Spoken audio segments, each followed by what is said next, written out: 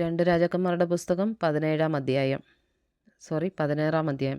രെമല്യാവിൻ്റെ മകനായ പേക്കഹിൻ്റെ 17-ാം ആണ്ടിൽ യഹൂദ രാജാവായ യോഥാമിൻ്റെ മകൻ ആഹാസ് രാജാവായി.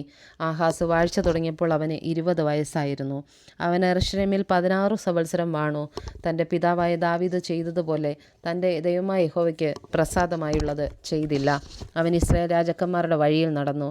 യഹോവ ഇസ്രായേൽ മക്കളുടെ മുമ്പിൽ നിന്ന് നീക്കിക്കളഞ്ഞ ജാതികളുടെ മ്ലേച്ഛതകൾക്കൊത്തവണ്ണം തൻ്റെ മകനെ അഗ്നിപ്രവേശവും ചെയ്യിച്ചു. അവൻ പൂജാഗിരികളിലും കുന്നുകളിലും പച്ചവൃക്ഷത്തിന് കീഴിലൊക്കെയും ബലി കഴിച്ചും ധൂപം കാട്ടിയും പോന്നു. അക്കാലത്ത് അരാം രാജാവായ രസീനും ഇസ്രായേൽ രാജാവായ രെമല്യാവിൻ്റെ മകൻ പേക്കഹും യെരൂശലേമിന് നേരെ യുദ്ധത്തിന് പുറപ്പെട്ടു വന്നു ആഹാസിനെ നിരോധിച്ചു. എന്നാൽ അവനെ ജയിപ്പാൻ അവർക്ക് കഴിഞ്ഞില്ല. അന്ന് അരാം രാജാവായ രസീൻ ഏലത്ത് വീണ്ടെടുത്ത് അരാമിനോട് ചേർത്തു യഹൂദന്മാരെ ഏലത്തിൽ നിന്ന് നീക്കിക്കളഞ്ഞു.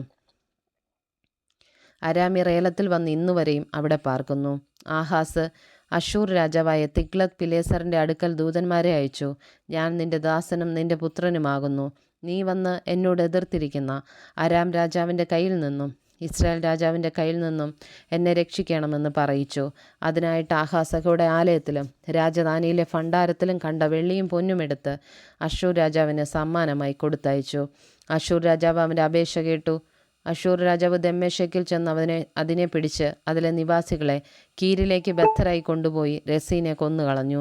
ആഹാസ് രാജാവ് അശൂർ രാജാവായ തിഗ്ലത് പിലേസറിനെ എതിരേൽപ്പാൻ ദമ്മേശെക്കിൽ ചെന്നു.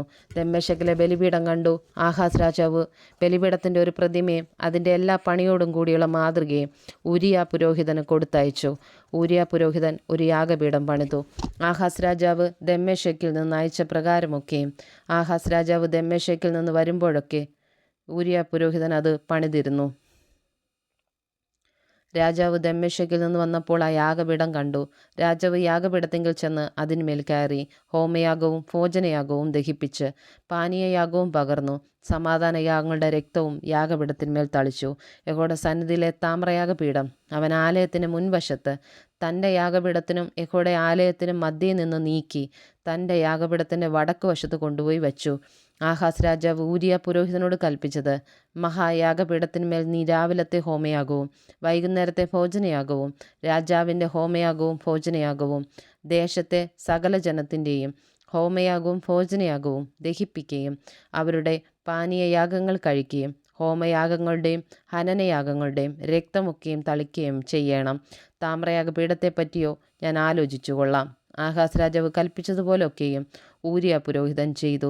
ആഹാസ് രാജാവ് പീഠങ്ങളുടെ ചട്ടപ്പലക കണ്ടിച്ച് തൊട്ടിയെ അവയുടെ മേൽ നിന്ന് നീക്കി താമ്രക്കടലിനെയും അതിൻ്റെ കീഴെ നിന്ന താമ്രക്കാളപ്പുറത്ത് നിന്നിറക്കി ഒരു കൽത്തളത്തിന്മേൽ വെച്ചു.